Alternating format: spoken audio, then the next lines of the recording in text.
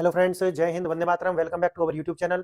Friends, आज हम बात करने वाले हैं भारत की जो सामरिक क्षमता है वो किस प्रकार से दिन रात जो है वो बढ़ रही है, और इसी को लेकर के एक नया डेवलपमेंट हुआ है। और इस नए डेवलपमेंट में भारत सरकार के द्वारा आने वाले समय के लिए एक नया जो हथियार है उसको बनाने की बात हुई है। और ये जो नया हथियार है, ये आपने ब्रह्मोस का नाम सुना होगा। ब्रह्मोस से अगला वर्जन जो है ये होने वाला है, और इसके लिए जो भारत सरकार ने कितनी फंडिंग की है मैं उसकी बात करूंगा, और ये कब तक जो है बनकर तैयार हो जाएगी और कब ये इंडक्ट हो जाएगी, और इससे भारत में अगर इसको जो इंडक्ट किया जाता है उसके बाद क्या क्या जो है हमारे यहाँ बदलने वाला है, और वास्तव में ये है क्या, ये आज हम देखने वाले हैं। तो पूरी वीडियो आप देखेंगे तो ये छोटी वीडियो है, आपको बिल्कुल जो है क्लियर हो जाएगा। तीसरी जो बात है वो ये है कि जो हमारा ये जो डिफेंस का जितना भी वीडियोस में बनाता हूं, उसमें आपने पहले भी देखा होगा कि बहुत सारे जो लोग हैं वो इस तरह की वीडियो बनाते हैं कि जो टेक्निकल वर्ड्स जो होते हैं वो बच्चों को समझ में नहीं आते। अब मैं जो वीडियो बना रहा हूं, मैंने इसीलिए बहुत ही ज्यादा साधारण भाषा में बनाता हूं, ताकि आपको ये जो जितनी भी वोकेबलरी है ये क्लियर हो जाए, टेक्निकल जो है वो टेक्निकल ना लगे, ताकि आपके एग्जाम में भी और अपने जो सामान्य जीवन में भी एक जागरूक इंसान के नाते आपको जाननी बहुत जरूरी होती है। तो चलिए, आज का जो असली जो इशू है वो क्या है वो मैं आपको बताता हूं। भारत सरकार ने जो है आने वाले समय के लिए एक सुपरसोनिक, याद रखना सबसोनिक नहीं, सुपरसोनिक। सुपरसोनिक का मतलब है जो भी वॉइस, यानी कि जो हमारा वॉइस होता है, यानी कि वॉइस जो आवाज की गति है उससे ज्यादा जितनी भी गति होगी, अब वो मैक में मापी जाती है, वो उससे ज्यादा होगी, उसे बोलते हैं सुपरसोनिक। और सबसोनिक मतलब है उससे कम, यानी कि जो भी आवाज की जो गति होगी उससे कम जो होगा वो बोलेंगे उसे सबसोनिक। क्लियर है ये वाली बात। अब ये जो मिसाइल होने वाली है ये होगी सुपरसोनिक। अब सुपरसोनिक जो ये मिसाइल होने वाली है इसे डेवलप कौन कर रहा है? डीआरडीओ डेवलप कर रहा है क्या ये? एक क्रूज मिसाइल है, ये याद रखना, ये इसके फीचर्स हैं। ये क्रूज मिसाइल है। क्रूज मिसाइल क्या होती है? जो जमीन से इस तरीका से, यानी कि कम ऊंचाई पर चलती हैं, कम ऊंचाई पर चलती हैं, इन्हें बोलते हैं क्रूज मिसाइल। और बाद में क्या होता है कि इनको जो है, अब तो खैर जितनी नई टेक्नोलॉजी अपने 2025 में जितनी वीडियो बनाई है, अब देखा होगा आपने कि क्रूज मिसाइल तो पहले भी क्या करते थे, आप उसे गाइड कर सकते थे, लेकिन अब हमारे यहाँ जो बैलिस्टिक मिसाइल है उनको भी कैसा बना दिया है? क्वाजी क्वाजी बैलिस्टिक मिसाइल बना दिया है। क्वाजी बैलिस्टिक मिसाइल में अब उनको गाइड कर सकते हो, और उसको भी जैसे क्रूज मिसाइल को हम गाइड करते हैं और कम ऊंचाई पर ले जाते हैं, उसी तरीका से उनको भी ये एज कटिंग टेक्नोलॉजी की ओर हम चले गए हैं।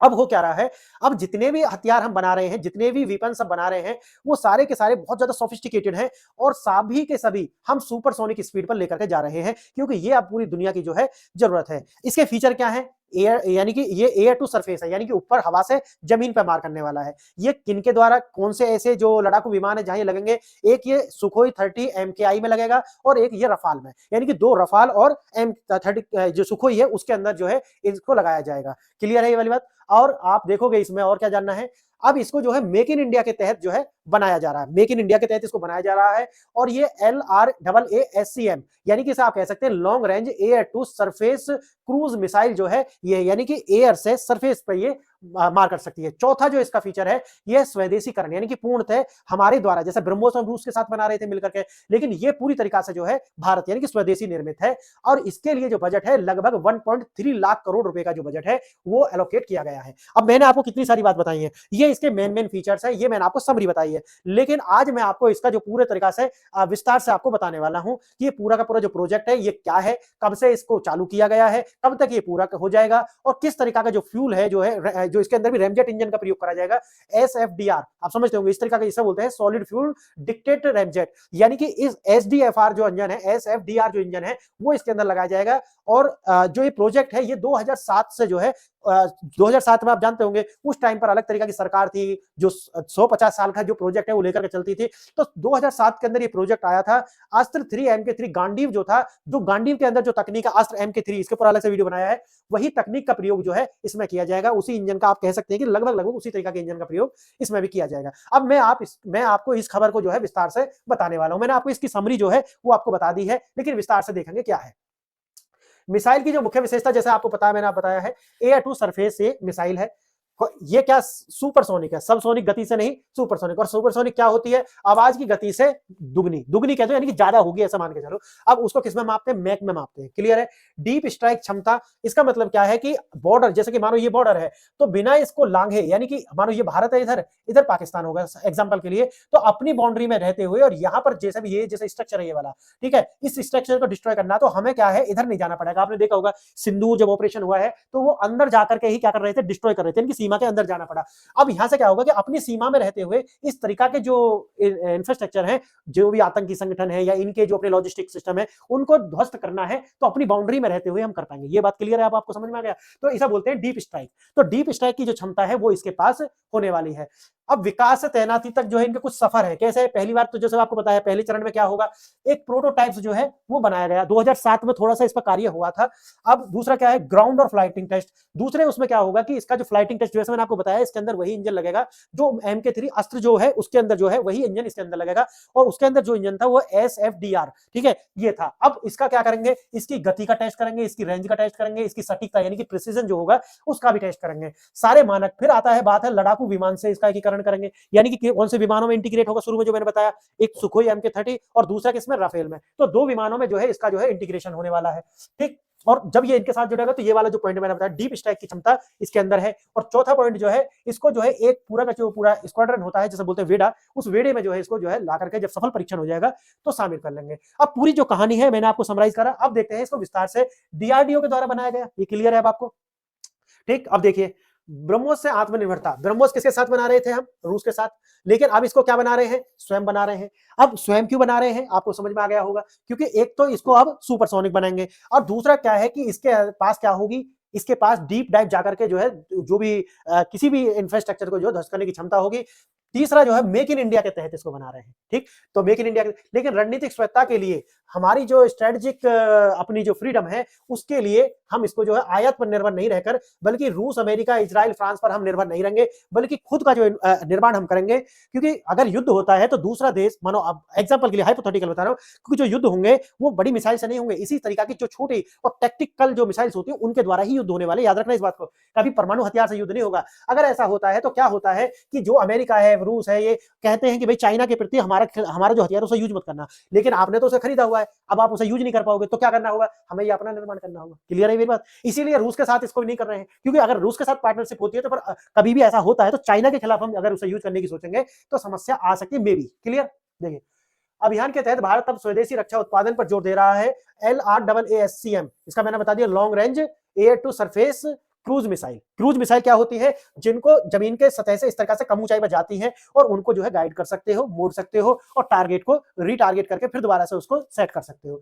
परियोजना को हरी झंडी मिल गई है, जैसे मैंने आपको बताया शुरू में ही, इसको acceptance of the necessity AON मंजूरी मिल गई है।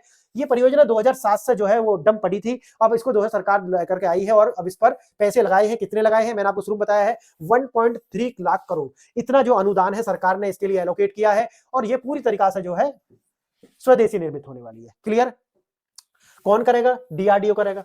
कितना है बजट, कितना है, ये है, क्या है ये, कौन सा इंजन लगेगा, जो MK3 जो उसे गांडी बोलते हैं, जो उसका इंजन है वही इसमें लगने वाला है। इसे ब्रह्मोस की बहन बोला जा रहा है, ठीक। क्लियर है ये वाली बात? अब long range air to surface missile है, ये सारे मैंने आपको बता दिया, क्रूज टाइप की है। हाई वैल्यू टारगेट्स जो मैंने जैसे बताया, हाई वैल्यू टारगेट्स क्या है, वही अपनी सतह पर रहते हुए दूसरे देश में जो भी उनके टारगेट्स होंगे उनको जो है ध्वस्त करने की क्षमता ये रखती है।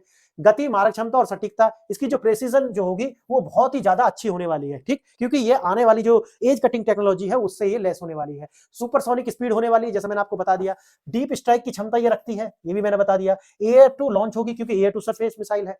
क्लियर है? किससे लॉन्च होने वाली है, किसके साथ इंटीग्रेट करेंगे इसको, राफेल के साथ करेंगे, और दूसरा MK यानी कि सुखोई के साथ करेंगे।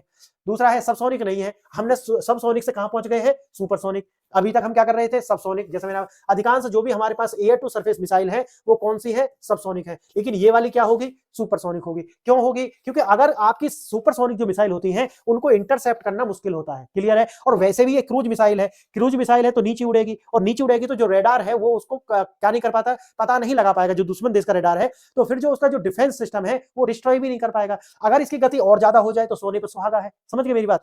तो यही है बस इसका। अब क्या है ये, वही तो मैंने आपको बता दिया। LRAASCM क्या है, अत्यधिक गति से कारण जो है इसको जो डिफेंस सिस्टम जो है वो ट्रैक और इंटरसेप्ट का मतलब होता है उसको ट्रैक करके पता लगाना कि हाँ कोई ऐसा फॉरेन ऑब्जेक्ट है। अब देखना जो रिएक्शन टाइम है बहुत कम होगा, क्यों? क्योंकि स्पीड बहुत ज्यादा है, ठीक, इसी वजह से। अब है स्टैंड ऑफ अटैक।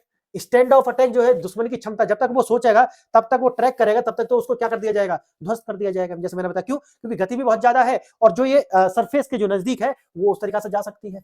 आप और देखना किसके साथ लगाएंगे, सुखोई MK, ठीक है, सुखोई के साथ लगाएंगे और राफेल के साथ इसे लगाएंगे। और सुखोई में भी कौन सा, 30 MKI के साथ, राफेल के साथ लगाएंगे, ठीक है।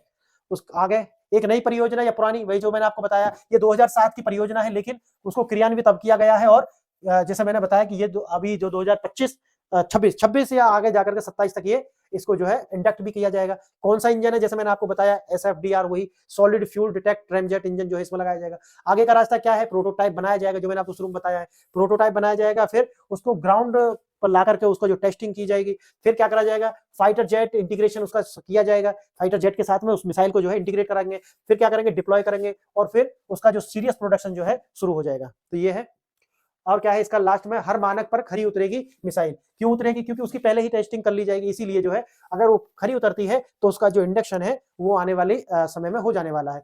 और बस यही है, इसमें भारत की जो शक्ति है वो इससे अभूतपूर्व वृद्धि होने वाली है। क्यों होने वाली है, एक तो ये सुपरसोनिक है, दूसरा क्या है, स्वयं खुद ही निर्मित हम कर रहे हैं, और साथ ही साथ में अगर ऐसा होता है तो इसके नेट एक्सपोर्टर भी जो है हम बन जाने वाले हैं, कि इसके लिए हमें रूस से अनुमति नहीं लेनी पड़ेगी, लेकिन वो जो ब्रह्मोस को हम निर्यात करेंगे कहीं पे, तो उसके लिए हमें अनुमति लेनी पड़ती है। तो वही है, भारतीय वायुसेना की जो डीप स्ट्राइक की जो क्षमता है वो कई गुना बढ़ जाने वाली है। और प्रतिरोधक शक्ति जो डिफेंस पावर है, डिफेंस आप समझते हैं ना, कि यानी कि जैसे परमाणु हथियार है वो बना तो लिए गए हैं, क्या उनका कभी यूज होगा, नहीं, फिर बनाए क्यों है इतना सारा पैसा डिफेंस के लिए। डिफेंस का मतलब है कि डर क्रिएट करना, कि अगर आपने हम पर कोई स्ट्राइक की तो हम आपको उसी तरीका की भाषा में जवाब दे सकते हैं, इसे बोलते हैं डिफेंस। वैश्विक शक्ति, भारत दुनिया की जो अग्रणी जो मिसाइल शक्ति के रूप में सामने आएगा, और इससे भारत की जो क्षमता है उसमें अभूतपूर्व वृद्धि होने वाली है। सिर्फ एक मिसाइल नहीं है, ये भारत का भविष्य है। क्यों है भारत का भविष्य, क्यों है भारत का भविष्य, क्योंकि अगर हमको चाइना को काउंटर करना है, तो मैं आपको बता रहा हूं कि जिस तरीका की जो टैक्टिकल मिसाइल्स जो होती है उन्हीं की हमें आवश्यकता पड़ेगी। हमें कभी भी परमाणु हथियार, कभी भी बड़े देश कभी भी एक दूसरे के साथ में परमाणु हथियार के वार में जाएंगे ही नहीं, क्योंकि उन्हें पता है कि उसके बाद कुछ भी बचने वाला है नहीं, तो फिर लड़ने का कोई मतलब नहीं बचता है ना। साइकोलॉजी समझो आप इसकी। तो ये मैंने आपको सारा कुछ बता दिया। ये भविष्य में भारतीय वायुसेना का सबसे महत्वपूर्ण डीप स्ट्राइक, डीप स्ट्राइक मैंने शुरू में बता दिया ना आपको, अपनी ही बाउंड्री में रहते हुए दूसरे के जितने भी हाई वैल्यू असेट्स हैं उनको डिस्ट्रॉय करने की जो क्षमता है वो हमारे पास आ जाने वाली है। आसमान को सुरक्षित करेगा, और साथ ही साथ चाइना को जो है जवाब देने के लिए जरूरी है, और चाइना नहीं, पाकिस्तान को भी बहुत जरूरी है। आपने देखा होगा कि जब ऑपरेशन सिंदूर हुआ है तो हमने उनकी एलओसी को हमने पार किया, एलयू देश में जाना पड़ा उनकी जो हाई वैल्यू असेट्स थी उनको नष्ट करने के लिए। लेकिन अब जब ये इस तरीके की जो मिसाइल हमारे पास होंगी तो हम अपने बॉर्डर से ही उनको जो है नष्ट करने की क्षमता रखते हैं। तो ये था आज का लेक्चर। बताइए आपको कैसा लगा, और जो भी आपके एग्जाम के लिए जो भी क्रिटिकल इंफॉर्मेशन जो चाहिए थी वो मैंने आपको इस तरह निकाल करके दी है। अगर आपको लेक्चर बहुत अच्छा लगा है, समझ में आया है, क्योंकि सिंपल भाषा में बताया, कि कोई टेक्निकल भाषा जो है वो और भी ज्यादा क्रिटिकल हो जाएगी तो वो लॉजिक बनता नहीं है।